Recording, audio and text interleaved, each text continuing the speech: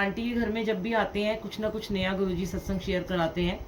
और मैंने देखा है कि यहाँ जब भी मैं एक वाइब्रेशन है, बहुत ही पॉजिटिव वाइब्रेशन सब जगह होती है जहाँ गुरुजी आते हैं, पर किसी किसी जगह के एक अनूठा ही सत्संग हो जाता है। अब मैं आपको 2-3 दिन पहले का सत्संग बताती हूँ कि मैं आ रही थी कहीं से कैब में, तो जैसे कि एज़ यूजुअल मेरे फ़ोन में हमेशा मंत्र जाप चलता है, और मैंने पहले भी बताया कि कोई पूछ रहा है ये क्या चल रहा है तो मैं उनको फिर गुरुजी के लगा देती हूँ पीछे पीछे।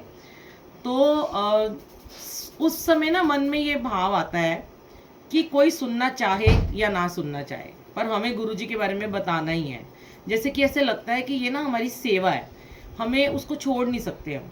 अब कभी भी जब गुरुजी अपने टाइम में भी ये बोलते थे ना कि खड़े होके चलो सत्संग शेयर करो, अपनी ब्लेसिंग शेयर करो, तो तब भी गुरुजी यही कहते होते हैं कि तुम ये मत सोचो कि तुम्हारा सत्संग कौन सुन रहा है कौन नहीं सुन रहा, तुम्हें सत्संग सुनाना है, मैं सुन रहा हूँ। अब मेरे थ्रू किसको कौन सी ब्लेसिंग मिलेगी, क्योंकि अगर हम सपोज करो अगर 50 संगत है, 100 है, 10 है, 1000 है, हम उन सब में से ये बोलेंगे कि हम आपको सत्संग सुनाना चाहते हैं, तो उसमें से 5 6 10 में से 5 तो यही बोलेंगे कि भाई हम इंटरेस्टेड नहीं है सत्संग सुनने में, यही बोलते हैं, हम गुरुजी को नहीं मानते, तो ये हमारे अभी पीछे पड़ गया, हमें गुरुजी के सत्संग सुना रहा है। तो कभी भी गुरुजी ने किसी को ये नहीं बोला कि तू पूछ पहले किसी को सत्संग सुनाऊं कि नहीं, तू सत्संग सुना दिया कर। ऐसे गुरुजी ने मेरी भी बहुत बार सेवा लगाई कि मुझे बाद में पता चला कि ना तो ये गुरुजी को मानता है, ना इसने कभी गुरुजी का नाम सुना है, और ना ही ये कोई भगवान को मानने वाला बंदा है, ये बिल्कुल नास्तिक है, पर उसको भी सुनवा दिया। और वो ऐसा जुड़ गया गुरु महाराज जी से कि मतलब वो समझ लो कि उस समय उसी पल वो गुरुजी वाला हो गया बंदा। तो उसने मेरे को जैसे ही पूछा तो मैंने बोला ये गुरुजी का मंत्र जाप है, और पता नहीं क्या हुआ कि मेरा जो रास्ता था 40 मिनट का, मैंने उसको शायद 40 सत्संग सुना दिए होंगे कॉन्टिन्यूज। मैं बोली जा रही और वो सुनी जा रहा, वो हंसी जा रहा, यंग सा लड़का था। तो मैंने उसको कहता है मैं ना गुरुजी के मंदिर ना कई बार संगत को लेके गया हूँ, पर मैं अंदर कभी नहीं गया। अब मैं बहुत नास्तिक हूँ, पर मैंने आज आपकी बातें सुन के, आपके सत्संग सुन के मेरा दिल कर रहा है कि मैं गुरुजी के मंदिर जाऊंगा जरूर। मैंने कहा वाह वाह गुरुजी। फिर उसको मैंने बोला कि मेरे घर आ जाओ आप। हम घर उतरे तो मैं ले जाती हूँ कई बार दर्शन। मैं उसको बता रही थी सत्संग ये था कि जब मैं बोल रही थी तो उससे पहले ना मुझे बड़ी गर्मी लग रही थी। जहाँ मैं जाती हूँ एक ऑफिस में हमारा है, वहाँ पे जाती हूँ मैं द्वारका, वहाँ पे भी एसी नहीं लगा हुआ, तो थोड़ी धूप हो जाती है। तो सबको पता है, गुरुजी को पता है कि मुझे धूप से माइग्रेन होता है, और मेरे को बहुत ज़्यादा हो जाता है सर में दर्द कई बार गर्मी से। और मैंने उस भैया की गाड़ी में फटाफट एसी भी चलवा दिया, ठंडी गाड़ी नई गाड़ी थी, उसने चला भी दिया। तो मैंने कहा गुरुजी, जब वो उतर के जब वो चला गया मत्था टेक के, उसको गुरुजी का स्वरूप भी दिया, उसको चरण स्वरूप भी दिलाए गुरुजी ने। मैंने उस अंकल को बोला कि कितने लोग मुझे मैसेज करते हैं कि बुलबुल आंटी हम आपके घर आ जाएं, हमें मत्था टेकना है। तो मैं उनको यही बोलती हूँ कि मैं दिन में घर नहीं होती, आप सिर्फ अमृत वेले में आ सकती हो, कि मैं होती नहीं हूँ, मैं कैसे तुम्हें बुला लूँ बंद ताले में, और आप आओ लेकिन मुझे सुबह के टाइम आ जाओ। तो मैंने उनको बोला अंकल आपको देखो गुरुजी ने पकड़ के लेके गए हैं कि तो चल मत्था टेक। लोग बोलते हैं हमें इतने पुराने आपको जानते हैं, पर हम आपके घर नहीं कभी आए, ये तुम्हारे पे कृपा थी भगवान की, गुरु महाराज की। उसके बाद जब वो चले गए अंकल, तो मैंने गुरुजी के पास मैं बैठी हुई थी, तो मैंने एकदम ध्यान लगाया कि मेरा सर दर्द बिल्कुल भी नहीं हो रहा। फिर मेरे को गुरुजी बैकग्राउंड में ले गए, थोड़ा सा मैं आपसे शेयर करती हूँ। 5-10 मिनट के लिए, मतलब कि मैं सोच में पड़ गई और मैं लेट गई जाके, क्योंकि मैं थोड़ा सो जाती हूँ जाके शाम को जाके।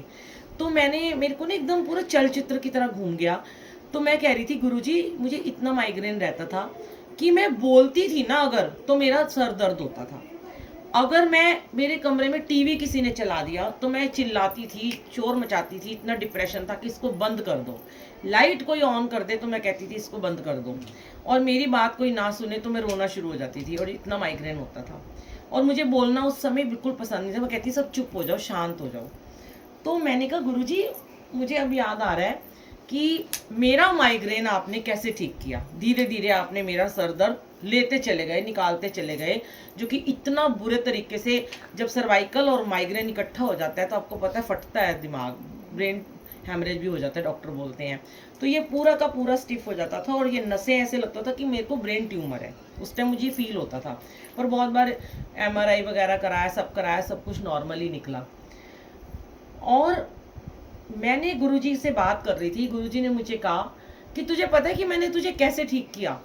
तो मैंने कहा कुछ कुछ मुझे याद है। तो गुरुजी ने कहा, जब तेरे को मैं जैसे जैसे ब्लेसिंग देता रहा, जैसे जैसे मैं तेरे शुक्राने करवाता रहा, तेरे को मैं चीजें ब्लेस करता रहा, तूने एक सेकंड नहीं लगाया, तू सोचती थी कि उसी पल मैं जाके किसी को ये बात शेयर करूं।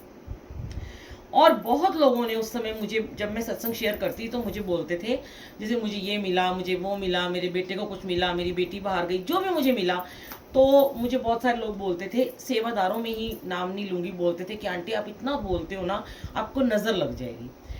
तो मैं गुरुजी को कहती थी, गुरुजी जिसके ऊपर आपकी नजर पड़ गई उसको किसकी नजर लग जाएगी बताओ मुझे। तो तब भी मैं नहीं रुकी, मैं नहीं मानी, क्योंकि मेरा ये काम था कि मेरे को अगर दिया है तो मैं औरों को बताऊं ताकि वो भी ब्लेस हो जाए और उनको भी मिले, वो उनके भी खुशियां उन नसीब में आए। और गुरुजी यही मेरे से चाहते थे। जब मैंने अपनी ब्लेसिंग शेयर करनी शुरू करी, सत्संग सुनाने शुरू करे, अब तो गुरुजी वही 10-15 मिनट से ज़्यादा नहीं बुलवाते हैं। और पहले मैं घर में भी जब रिकॉर्डिंग करती थी, पुरानी रिकॉर्डिंग देख लो आप यूट्यूब पे, एक सवा घंटा मैं बोलती थी, 2 घंटे भी मैं सत्संग बोलती थी, मेरे कर्म काट रहे थे।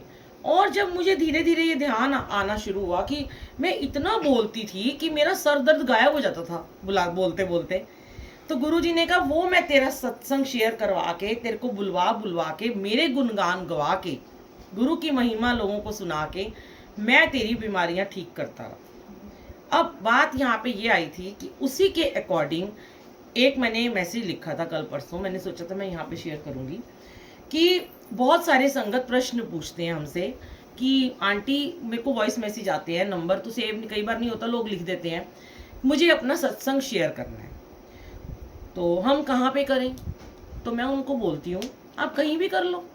तो वो कहते हैं कि आपका तो यूट्यूब चैनल है, हमारा तो कोई चैनल नहीं है, हम कहाँ करें, हमारा कोई फेसबुक का पेज भी नहीं है, हम कैसे सत्संग शेयर करें?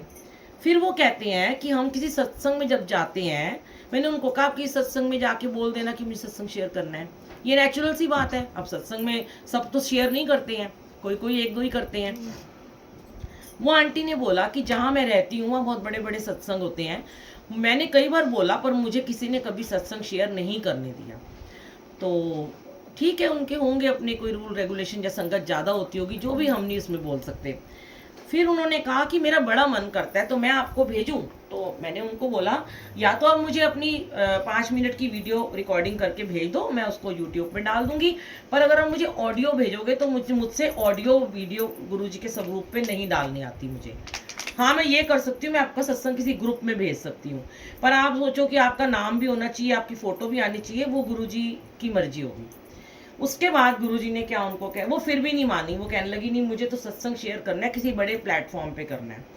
तब मैंने उनको अपनी कहानी सुनाई, अपने एक्सपीरियंस सुनाए कि जो गुरुजी ने मुझे बख्शा है आप आंटी वैसे बन जाओ कि सत्संग सुनाने के लिए कभी भी हमें किसी प्लेटफॉर्म की ज़रूरत नहीं होती, कभी हमें किसी चैनल की, कभी हमें फेसबुक किसी ग्रुप की ज़रूरत नहीं है।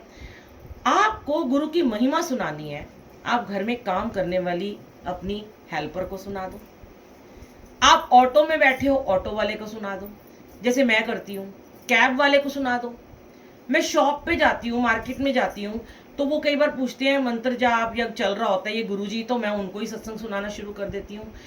तो आप किसी बच्चे को सत्संग सुना दो, आप किसी स्टाफ को सुना दो, गार्ड को सुना दो, और कुछ नहीं तो गुरुजी के आगे सामने बैठ के उन्हीं को सुना दो।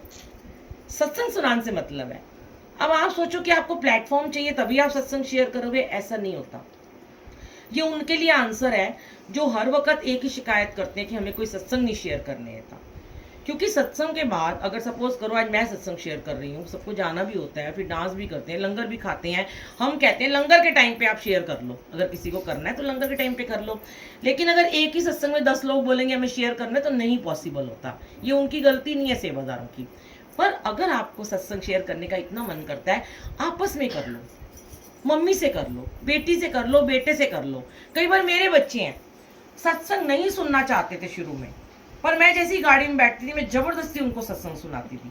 और गुरुजी कहते हैं सत्संग सुनाने वाले से ज्यादा सुनने वाला ब्लेस होता है। पता नहीं उसके कौन से कर्म उस समय अब कट रहे होते हैं। कितनी बार गुरुजी ने मुझे ऐसी ऐसी शॉप पे भेजा। आपने पुराने सत्संग सुने होंगे, एक आंटी थी, उनको गुरुजी कहते थे जा लाजपत नगर जाके दुकाना पे जाके सत्संग सुना के, जब गुरुजी जीके में बैठते थे। तो वो आंटी बड़ी अप टू डेट थी, नाम नहीं मुझे याद है और होगा भी तो मैं नहीं बताऊंगी, कि वो आंटी गाड़ियों में आती थी, अपना लैविश थी बड़ी, कहती है गुरुजी पता नहीं की करते ने, हुण मैं जाके दुकान ते की कमा की गुरुजी तो सत्संग सुनाना आई है, तो कैसे लोग मुझे घुसने भी नहीं देंगे। तो गुरुजी ने उसकी सेवा लगाई कि आज तूने जाके 15 दुकान वालों को सत्संग सुनाना है। और वो आंटी गई अपनी गाड़ी में, बहाने से गई, दुकानों पे गई, कपड़े के रेट वेट पूछे, और फिर करते करते कपड़ा लेना नहीं था और गुरुजी का छोटा सा लॉकेट पहना हुआ था, तो ऐसे जैसे ऐसे ऐसे करने लगी, उनके आगे आगे जान जान के करने लगी। वो बाई चांस वो गुरुजी ने क्या लीला रची कि उन्होंने ही पूछ लिया ये किसका लॉकेट पहना हुआ है। तो उन्होंने फिर एकदम जैसे उनको तो लगा कि अब तो मैं सुना, उन्होंने फिर गुरुजी का सत्संग सुनाया। अब जो लोग खड़े थे, उनकी शॉप के जो थे मालिक थे, उनके आसपास सारा स्टाफ आके खड़ा हो गया सत्संग सुनने के लिए। तो गुरुजी उनके कौन से कर्म काट रहे थे, ऐसे करते करते उन्होंने 15 दुकानों पे जाके सत्संग सुनाया। मैंने ये सत्संग बहुत बाद में सुना था, इससे पहले गुरुजी मुझसे ये सेवा बहुत बार ले चुके थे कि जाके जा शॉप पे जा। साड़ी खरीदने गई करवा चौथ की, पहले भी यहीं पे शेयर किया था, और मुझसे साड़ी नहीं खरीदवाई क्योंकि मुझे लाल साड़ी कभी पहननी ही नहीं थी। ऐसे ही इस उम्र में आके लाल साड़ी खरीदने चली गई मैं, और वो दुकान वाले कहते ऊपर जाओ, सारे इतना रश था, सब साड़ियाँ देख रहे थे। और मैं लास्ट में जब मेरा नंबर आया, 6 उनके वर्कर थे और उन्होंने मुझे साड़ियाँ दिखानी शुरू करी। आधा पौना घंटा वो साड़ी दिखाते रहे और मैं गुरुजी की महिमा का बखान करती रही, ये मेरे गुरुजी, ये मेरे गुरुजी, यहाँ जाओ, बड़े मंदिर जाओ। पौना घंटा हो गया, जितने लोग थे वो सारे ऐसे बैठ के सत्संग सुन रहे थे, साड़ियाँ फैली हुई थी। कहते हाँ मैम आपको कोई साड़ी पसंद आई? मैंने कहा बेटा मुझे ना साड़ी तो कोई पसंद नहीं आई है, मैं जाऊँ क्या? कहते आज आपने ना हम सबको गुरुजी से जोड़ा है। मैंने कहा शायद मुझे यहाँ गुरुजी ने इसलिए भेजा था, बुरा तो नहीं मानोगे? कहते नहीं। और मेरे पॉकेट स्वरूप थे, मैंने उन सबको दिए और कुछ भी नहीं मालिक ने कहा, और वो लोग गुरुजी से जुड़ गए। तो कभी कभी हमें अपना भला ना करते हुए लोगों के लिए अपने आप को समर्पित करना पड़ता है। तो कभी भी संगत जी किसी को सत्संग सुनाने के लिए मत सोचा करो मैं, हाँ अब ये ना करना कि यहीं पे खड़े होके कोई बोल दे आज मैं सत्संग सुनाऊंगा, वो पूछ लिया करो। मैं नहीं, कहीं भी सत्संग में जाते हो पहले उनको पूछ लो कि मैं सुना दूं, सुनाने को वो कहे तो आप जरूर सुनाओ। और गुरुजी कहते हैं सत्संग हमेशा शॉर्ट में सुनाओ। सत्संग कोई अपनी गुरुजी की लीला सुनाते हो उसको शॉर्ट में, कई लोग सुनाते हैं ना, ये हो गया उत्थे गया सी, रिक्शे बैठा सी, फिर रिक्शा खराब हो गया, फिर दूजा किता, फिर ऑटो किता, फिर पानी पीता, वो बहुत लंबा हो जाता है।